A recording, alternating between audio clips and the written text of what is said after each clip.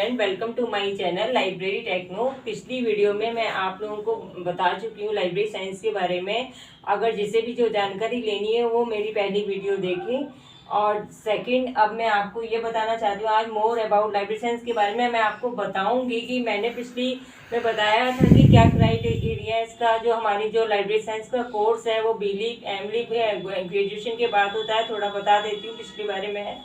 अब नेक्स्ट जो है मैं आपको ये बताना चाहती हूँ कि ये किस किस यूनिवर्सिटी से कोर्स होता है हमारा लाइब्रेरी साइंस का। और ये भी आपको पता होगा कि 1 ईयर का कोर्स होता है ये लाइब्रेरी साइंस का।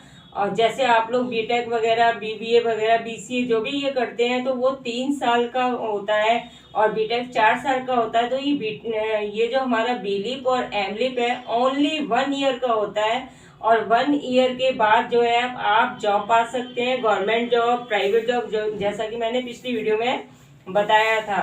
तो मैं आपको बताती हूँ कि ये जो हमारा लाइब्रेरी साइंस का कोर्स होता है, ये हमारा लाइब्रेरी साइंस का कोर्स कौन कौन सी यूनिवर्सिटी में होता है। तो और जो है इग्नू सेंटर, सबसे पहले तो मैं आपको बताऊंगी कि हमारा ये कोर्स होता है वो इग्नू सेंटर, जहां जहां पर भी इग्नू सेंटर है वहां वहां ये कोर्स होता है बीलिप एमलिप का। और नेक्स्ट जो है यूनिवर्सिटी जो है हमारी, जैसे हमारी यूनिवर्सिटी है गढ़वाल यूनिवर्सिटी, मैं आपको बता देती हूँ जो हमारी यूनिवर्सिटी है गढ़वाल यूनिवर्सिटी में भी बीलिप और एमलिप का कोर्स होता है ओनली 1 ईयर।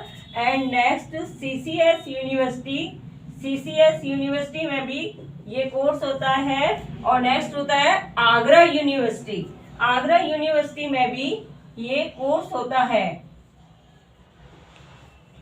तो मैंने स्टूडेंट आपको बताया कि ये 3 यूनिवर्सिटी हैं जो यहाँ पर हमारा ये कोर्स होता है। बाकी है इग्नू सेंटर जहाँ जहाँ भी है। थोड़ा इग्नू हार्ड पड़ जाता है, बट ये है कि इग्नू की इम्पोर्टेंस थोड़ी ज़्यादा होती है, तो उसके लिए हमें काफ़ी मेहनत करनी पड़ेगी, जिसके लिए मैं आपको बिल्कुल डिटेल में सब बताऊंगी। जो कि लाइब्रेरी साइंस में जो हमारे 9 सब्जेक्ट होते हैं, 9 सब्जेक्ट में से कितने सब्जेक्ट होते हैं हमारे लाइब्रेरी साइंस में?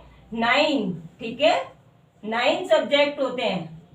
अब ये 9 सब्जेक्ट में हमारे होते हैं 2 प्रैक्टिकल।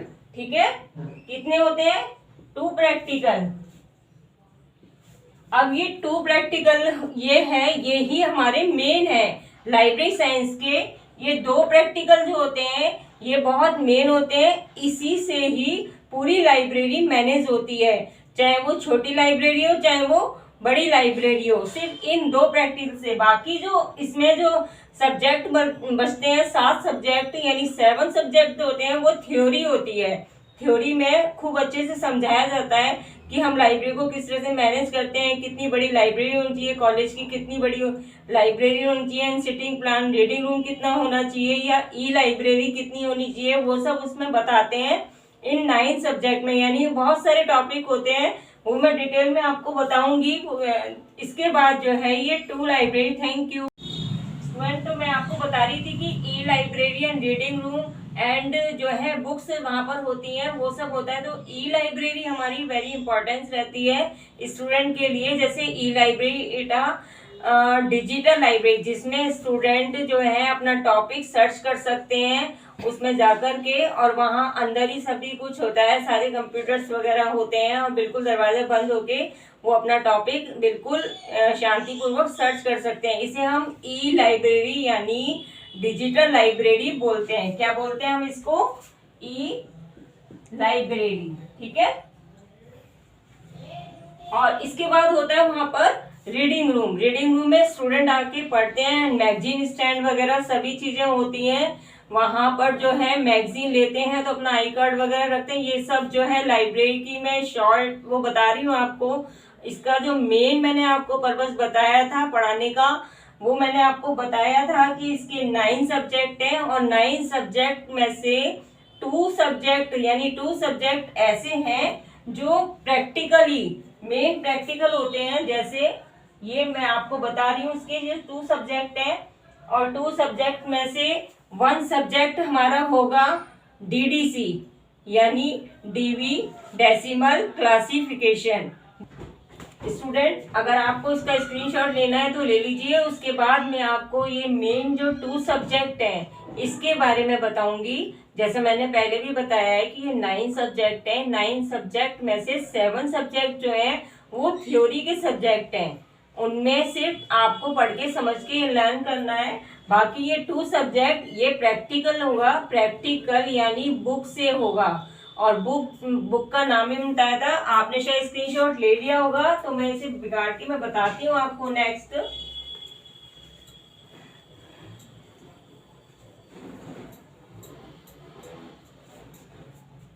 ये जो नेक्स्ट है 2 सब्जेक्ट, देखिए ये हमारे 2 सब्जेक्ट प्रैक्टिकल, यानी इससे हमारी लाइब्रेरी मैनेज होती है ना।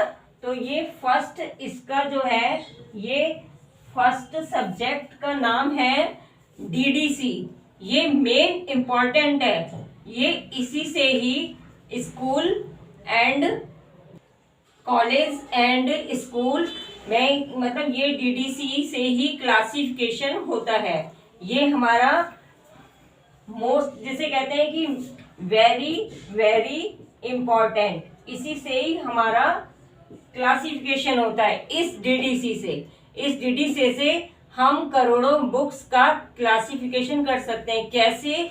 नर्सरी से लेकर के और प्रोफेशनल कोर्स तक जो है, नर्सरी से लेकर के, तो ये जो है नर्सरी से लेकर के और 12th एंड प्रोफेशनल कोर्स की बुक्स का नंबर इस डीडीसी में होता है। ये डीडीसी की जो बुक होती है वो बहुत मोटी होती है और उसमें जो है नंबर, मैंने आपको पहले भी बताया और दोबारा ही बता रही हूँ कि ये क्लासिफिकेशन जो होता है ये वेरी टिपिकल, वेरी हार्ड होता है, जिसका मैं आपको एक एक नंबर बताऊंगी। मैं इसकी फुल फॉर्म बताती हूँ। डीवी, डेसिमल एंड क्लासिफिकेशन, इसकी फुल फॉर्म है। आप लिखना चाहें या स्क्रीनशॉट लेना चाहें, जैसे भी करना चाहें वो कर सकते हैं। इसकी जो फुल फॉर्म है वो है डीवी, डेसिमल, क्लासिफिकेशन।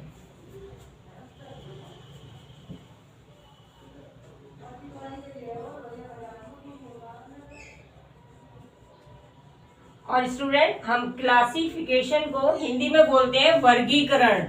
वर्गीकरण जिसे कहते हैं ना, संधि जो होती है, वर्गीकरण। इस तरह से हम इसे क्लासिफिकेशन, यानी हर बुक का हम क्लासिफिकेशन करेंगे।